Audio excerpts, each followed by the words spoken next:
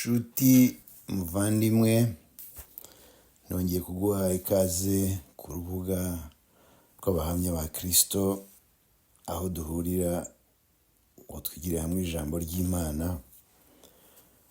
Ni amahirwe atangaje nk'uko mbitekereza buri gihe cyose kandi nkabiganira na bagenzi banjye, kuba dufite ahantu twumvira, tuganirira kugira ngo dusobanukirwe neza na gahunda y'Imana ku bugingo bwacu.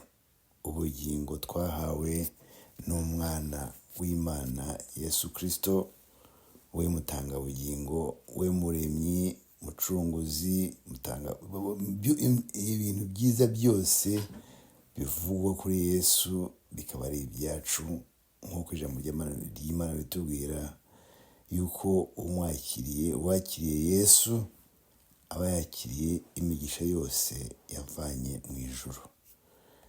Ni amahirwe rero, tumaze iminsi twiga ibyerekeranye no kwizera. Kwizera ni ikintu gikomeye, ikintu Yesu yavuze ati mbese ningaruka nje kujyana abitondeye amategeko yanjye, nzasanga bafite kwizera? Ni ikibazo yabajije. Nizo mpamvu rero tumaze iminsi turebera hamwe abatubanjirije ukuntu bizeye. Twabonye Abeli, umwana wa Adamu, wagize kwizera nubwo mukuru yamwishe, ariko aracyavuga kugeza uyu munsi. Twabonye umukurambere Enoki, ukuntu yizeye Imana ikamujyana mu ijuru adapfuye. Twabonye n'abandi barimo Aburahamu, barimo Yakobo, barimo Nowa, na Sara. Byose byerekana yuko ikintu cyo kwizera ari ikintu tutagomba gufata amaneneka, ari ikintu tugomba gufata ku buryo tugomba kumva, gusobanukirwa neza n'impamvu Imana ishaka ko twizera.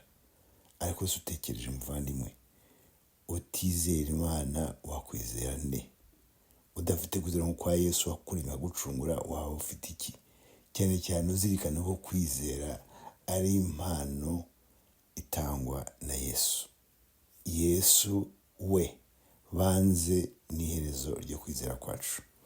Mbere yuko dukomeza rero icyiciro cy'uyu munsi, nahaye tuvuga ngo kwizera kwa Karosi Yosefu. Kwizera kwa Karosi Yosefu. Reka mbere yuko twinjira mu cyigisho twicishe bugufi dusenge. Mana nziza, watugiriye ubuntu, uduha ijambo ryawe. Umwuka wawe wera yahumekeye mu baryanditse, none Mana umwuka wera waduhaye atubashishe kumva no gusobanukirwa neza n'ibyo ushaka ko tumenya muri iki gihe dutegereje gukorwa k'umwana wa Yesu Kristo. Mana ndakwinginze rwose kugira ngo wigaragaze, unkoreshe uko bikwiriye, ariko ikiruta byose Mana, abazumva iyi audio bazumva ijwi ryawe ribahamagarira kwizera, ribasaba kugira ngo bizere, bazirikana utangiza kwizera no kurangiza ari we Yesu Kristo. Ngaho dufashe Mana, wigaragaze rwose, uyerekane, udutunganye, tuboneze, umwuka waduhora mu iteka ryose, ko mbisabye nkwiringiye niciye bugufi mu izina ry'umwana wa Yesu Kristo, amen. Kwizera kwa Karosi Yosefu. Namwise Karosi kubera yuko yagize ibintu byo kurota igihe kirekire, inshuro nyinshi, akiri mutoya, ariko byarose byose byasohoreye hehe? Mu gihugu cya Egiputa, nk'uko tuza kubibona mu kanya. Reka turebe isomo ry'urufunguzo riboneka mu Baheburayo igice cya 11. Cya gice tumaze iminsi twiga nyine, cyahawe umutwe uvuga ngo kwizera icyo ari cyo, ni ibyitegererezo by'abizera nyakuri. Ngusabira inshuti kugira nawe uwo mwizera nyakuri. Twese tuba bizera nyakuri. Abariro 11 igice cya 11 rero tureba mu 22, aho tubwirwa ngo kwizera niko kwatumye Yosefu ubwo yari agiye gupfa yibuka ibyo kuva mu Egiputa kw'Abisirayeli, agategeka iby'amagufwa ye. Muribuka ko nako turebera hamwe abasomyi ba Bibiliya bazi neza yuko Yosefu yari umwana wa Yakobo, yabyaranye na Rasheli. Yakobo akamukunda cyane, amukora ibintu byiza kuko yari umwana yakundaga cyane. Kumukunda kwe cyane byatumye rero abavandimwe bamwanga. Nk'uko Bibiliya itubwira, abavandimwe baramwanze bagera n'aho bamugurisha. Ariko amahirwe ni uko yaguzwe n'abantu bafite isano na sekuru. Aho hantu batekereze, yaguzwe n'abantu bakomoka kuri Ishimayeli. Ishimayeli ni umuhungu wa mbere wa Aburahamu, yabyaranye n'umunyegiputakazi. Aho hantu akenshi ntituhatekereza, ariko ni gahunda y'Imana. Gahunda y'Imana ntabwo tuzi, ntabwo umuntu tuyisobanukiwe neza, ariko abavandimwe bavukanye na Yosefu baramugurishije, agurwa n'abantu bafitanye isano na sekuru. Aho hantu batekereze, nayo mpatekereze. Sekuru Aburahamu rero, iby'Aburahamu n'abagize kwizera twabibonye, kandi mu rubyaro rwe niko yavuze ko abazamukomokaho bose bazahirwa, bazabona imigisha muri we. Nizo mpamvu rero tubona, nizo mpamvu ijambo ry'Imana ritubwira ibya Yosefu. Uyu nguyu yatangiye kurota akiri umwana mutoya, akabibwira se n'abavandimwe be, ariko abavandimwe be ntibabyakire neza, bigatuma mbese batangiye kumwibazaho ibintu. Reka turebe ukuntu yatangiye kurota akiri mutoya, nk'uko twatangiye mbivuga ko ari Karosi wagiriwe amahirwe akagira kwizera. Turebe mu Itangiriro igice cya 37 dore ku murongo wa 5. Itangiriro cya 37 dore ku murongo wa 5 havuga ngo, Yosefu arota inzozi, azirotorera bene se, barushaho kumwanga. Mwibaze, umwana ari kumwe n'abavandimwe arabwira ibyo yarose, ariko kugira ngo babyumve baramwanga. Arababwira ati, ndabinginze nimwumve inzozi narose, ngo twahambiraga imiba mu murima, umuba wanjye urahagarara urema. Twahambiraga imiba mu murima, umuba wanjye urahagarara urema, iyanyu mibi ikikiza uwanjye, iwukubita imbere. Bene se baramubaza bati, ni ukuri wowe uzaba umwami wacu? Ni ukuri wowe uzadutwara? Izo nzozi ze n'ayo magambo ye bituma barushaho kumwanga. Yongera kurota izindi nzozi, azirotorera bene se, ati, nongeye kurote izindi nzozi, ngo izuba n'ukwezi n'inyenyeri 11 binyikubise imbere. Azirotorera na se na bene se. Se aramucyaha, aramubaza ati, izo nzozi ni nzozi ki? Ni ukuri jye na nyoko na bene so tuzaza twikubite hasi imbere yawe? Bene se bamugirira ishyari, ariko se ajya yibuka ayo magambo. Ikosa yakoze ni irihe? Ntaryo. Yararose, kandi ibyo yarose nk'uko tuza kubibona byarasohoye. Bamwikubise imbere, bose bamwikubise imbere. Bose Yosefu yaje guhabwa ubutware, nk'uko tugiye kureba mu masomo tugiye kureba akurikiraho. Abenshi mwarabyumvise, mwarabyize, ariko amagambo ryasubiwemo kugira ngo twajye tuyatekereze, turebe ahantu Imana ivana abantu n'ukuntu isohoza gahunda zayo. Umwana yarose akiri iwabo mu gihugu cy'i Kanani, ariko ibyo yarose byinshi Imana yakomeje kubana nawe nk'uko yabisezeranye ko izabana natwe igihe cyose. Ntabwo iziterana Yosefu. Yageze muri Egiputa ahagirira abavandimwe bamaze kumugurisha, kuko nabivuga mu kanya. Ageze muri Egiputa ajya kwa umutware w'ingabo za Faraho witwa Potifaro. Aramugura nk'umunyegano nyine, amujyana iwe mu rugo.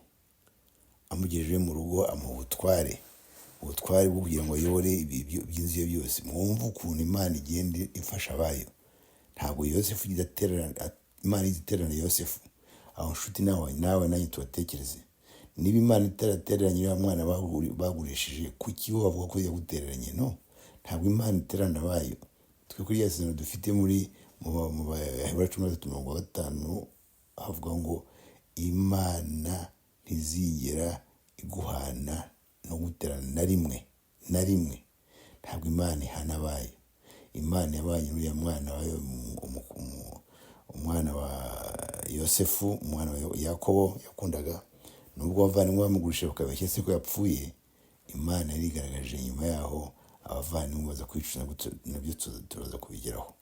Aha ndagira ngo nsinagira ikintu kimwe, abavandimwe.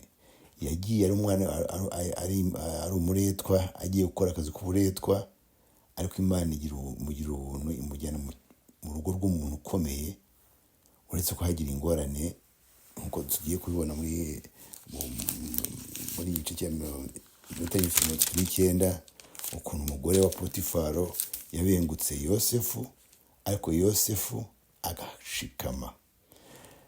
Dukunda kuvuga yuko amategeko y'Imana yatangiwe ku musozi Sinayi, ariko ikintu cyo kwica itegeko ry'Imana, reka twumve ko Yosefu yasubije uriya mugore igihe umugore yashaka kumubwira ati ngo baryamane. Turabona muri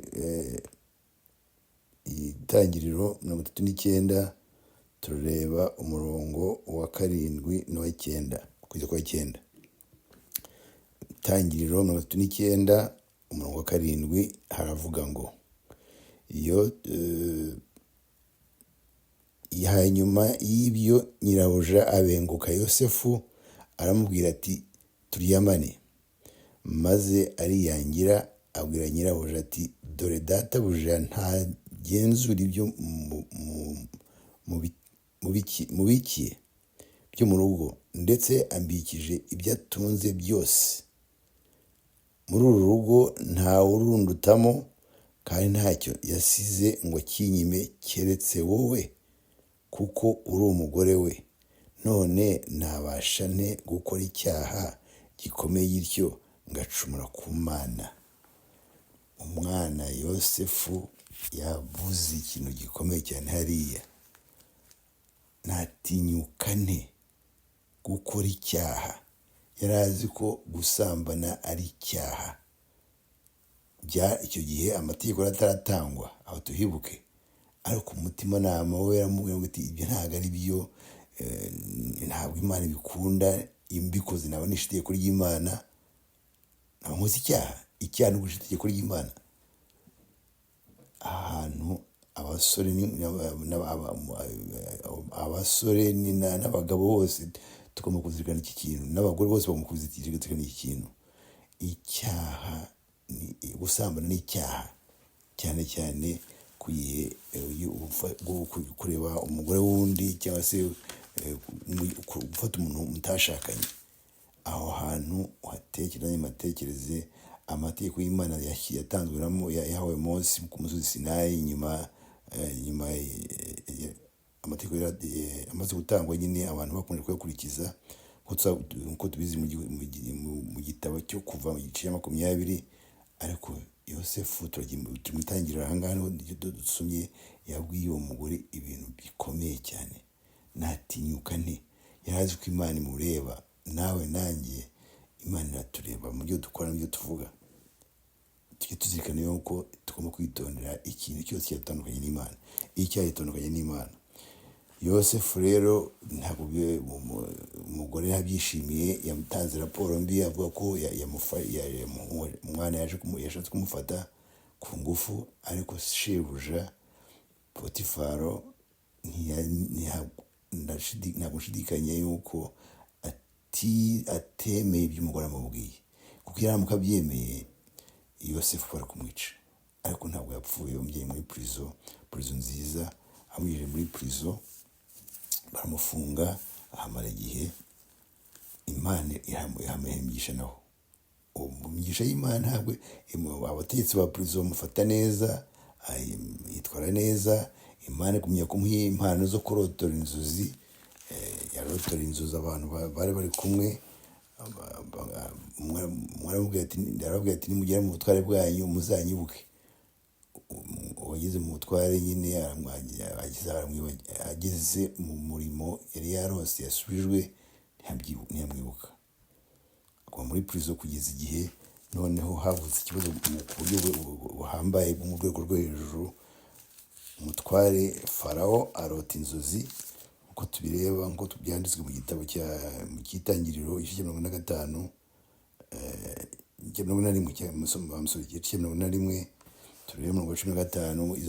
Izo nzozi abenshi basomye Bibiliya barazizi, ariko ndashaka kubisubiramo kugira ngo dusobanukirwe n'ukuntu Imana yakoresheje Yosefu mu gihugu cya Egiputa, kuko Yosefu yari umwizera. Turavuga ibyo bizera, yarizeye Imana ye kuri kumwe nawe, kandi ko tuzamutererana. Nicyo turi gutsindagira abavandimwe, twiga ikintu cyo kwizera, tureba abanje kwizera ibyo banyuzemo n'ukuntu Imana yabanye nabo, bakomeza kwizera, ikabagirira ubuntu, ikiyerekana. Imana ikiyerekana. Itangira ibice 41, turebe ku murongo wa 15, twumva ibyo Yosefu yarose, ibyo Farawo yarose. 41:15 turabwirwa ngo Farawo abwira Yosefu ati, narose none ntawe ushobora kuzisobanura. Numvise bavuga yuko ubasha gusobanura inzozi bakurotoreye. Yosefu asubiza Farawo ati, sijye Imana iri busubize Farawo amagambo y'amahoro. Urumva ukuntu umwana yicishe bugufi, ntishyire hejuru. Abanje gusobanurira umwami Farawo yuko atari we usobanura, ko Imana isobanura. Ashyize Imana imbere. Inshuti muvandimwe, wowe nawe dushyira Imana imbere, aho tubatekereze. Farawo bari bambwiye ko iyo hari umuntu urotora inzozi, Yosefu araza aramusobanurira, akabanza gushyira imbere Imana. Mbabarire, dushyira Imana imbere mu byo dukora byose. Umwana yashyize Imana imbere, Yosefu yashyize Imana imbere. Farawo amenya neza, yamusobanurira inzozi ze. Farawo yamenye neza ko atari we, ko afite umwuka w'Imana. Farawo basenga ibintu by'ibishushanyo n'imana zabo abanyegiputa, ariko yamenye yuko Yosefu uwo mwana afite umwuka w'Imana. Yabwiwe n'iki? Kuko umwana yamusobanuriye ko hari Imana. Yumva ko uwo mwana uvuga iyo Mana afite uwo mwuka w'Imana. Ava muri prison rero, nk'uko igitekerezo kibitubwira, amuha umwanya ukomeye mu gihugu. Yamurotoreye inzozi. Yararose akiri iwabo, none hano yageze muri Egiputa, ari kurotorera abantu inzozi. Umwuka Imana yamuhaye mu nzozi yamuhaga nyine muri Kanani wabo, izo nzozi yarotaga zasohoreye muri Egiputa, aho yari yaragurishijwe. Ariko yaje ari Imana yamuzanye, ntabwo ari abavandimwe bamugurishije, byari muri gahunda y'Imana. Aho tubatekereze. Twihuse rero, reka nihute tugere ku mwanzuro, twumve ukuntu noneho yahawe ubutware, agakora ibintu yagomba. Farawo yamutegetse gukora, yamubwiye ko hagiye kuba inzara imyaka 7, ikaba imyaka y'uburumbuke, imyaka ikurikiye ikaba imyaka y'inzara, ko agomba kubika ibintu ibyo kurya bizatunga igihugu cyose. Aho Farawo ategeka hose, isi icyo gihe yose yategekwaga na Farawo. Arumva rero ukuntu abantu bose basuhukiye muri Egiputa, bashaka ibyo kurya, niho honyine hari ibyo kurya. Ni Imana yabiteganije. Gahunda y'Imana rero noyeza gusura noneho abavandimwe ba Yosefu baje gushaka ibyo kurya, Yosefu arabamenya, bo ntibamumenya. Yibuka za nzozi ze yarose nyine, hanyuma arababwira ati mugende muzane data. Banze kumwe ko Isa akiriho, baramuzana bamugeza muri Egiputa. Ibyo Yakobo se wa Yosefu yakoze ibintu byiza cyane. Atanga umugisha ku bana, yishimira yuko abonye umuhungu we yari yarabuze, nk'uko tubibona mu itangiriro cya 45, tukareba n'ukuntu yababariye abavandimwe be. Byose byari byarateguwe kugira ngo Yosefu abe mu bizera bazandikwa. Imana ivuga yuko hari umuntu yahaye ubushishozi akabukoresha neza, agakiza abantu inzara, akiza bene wabo, abavandimwe bakaza bakagira amahirwe muri Egiputa aho yategekaga. Umwana yaje ari umunyegano, akaba icyo twakwita minisitiri w'intebe, umutegetsi ukurikira Farawo. Mwumva ukuntu Imana yamuzamuye kuva muri prison ikamugira umuntu wa kabiri utegeka igihugu cyose, akamuha inshingano akazikora kubera ko yari afite umwuka w'Imana. Yabwirije ubutumwa, yabaye umuhamya w'Imana.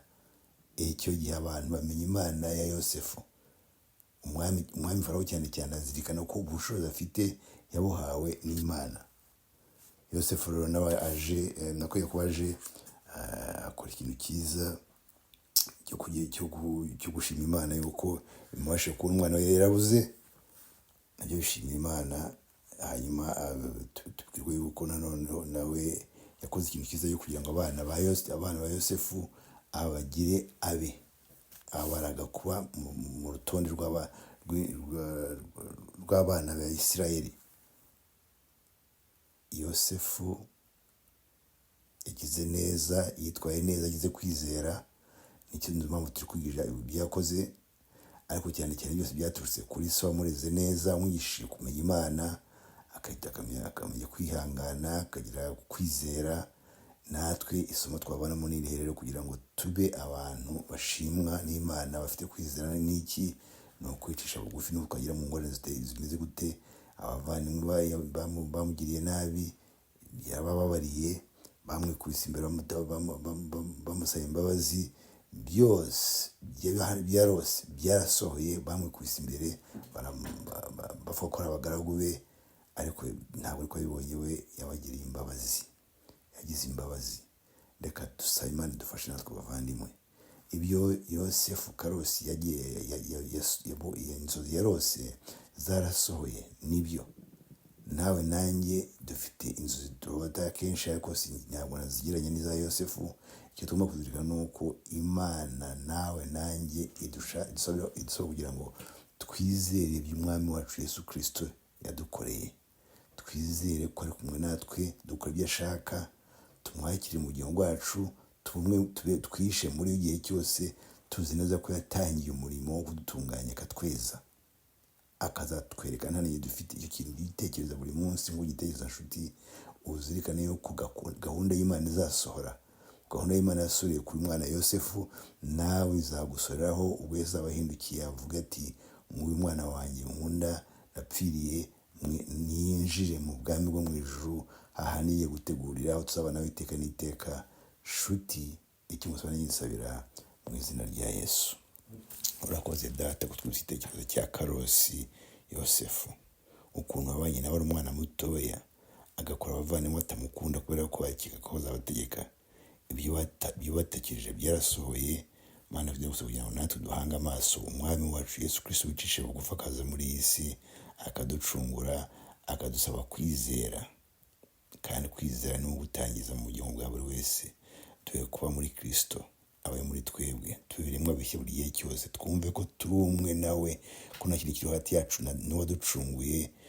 Tuzi neza yuko yatwishe muri Yohana 17 ngo kumenya Data wa twese, Imana imwe y'ukuri yonyine, no kumenya uwo yatumye Yesu Kristo, ari ukugira ubugingo buhoraho. Duhe kwizera Mana, kuko ubugingo tubufite, ko butangwa n'umwana wa Yesu Kristo.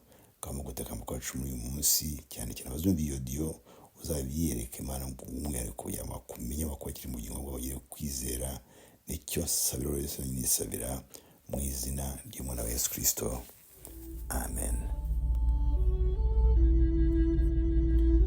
Murakoze inshuti bavandimwe mumaze kumva iyi miburo ibagezwaho n'urubuga rw'abahamya ba Kristo. Turashima Imana kubyo ikomeje gukora. Abahamya ba Kristo bafite ibyigisho kuri YouTube. Washyira mu ishakiro ugashakisha abahamya ba Kristo podcast, ndetse wareba kuri Spotify, X, Instagram na Facebook n'indi miyoboro itandukanye. Duharanire twese kuba mu ruhande rwa Yesu Kristo ibihe byose tugihumeka, tuva mu byaha kandi tumwitegura kuko ari hafi kugaruka. Duhitemo Yesu bikiri none kuko ejo atari ahacu. Ushaka kutwandikira wajya ku rubuga www.abahamyabakristo.org, email abahamyakristo@gmail.com, kuri telefone guteranya 1 7 7 8 5 6 7 9. Abahamya ba Kristo twishimira abatubaza ibibazo cyangwa abaduha ibitekerezo. Musangize inshuti n'abavandimwe ibi byigisho. Uwiteka bahe imigisha mvajuru. Mukomeze kugira ubuzima buzira umuze n'amahoro biva ku Uwiteka bibahoreho.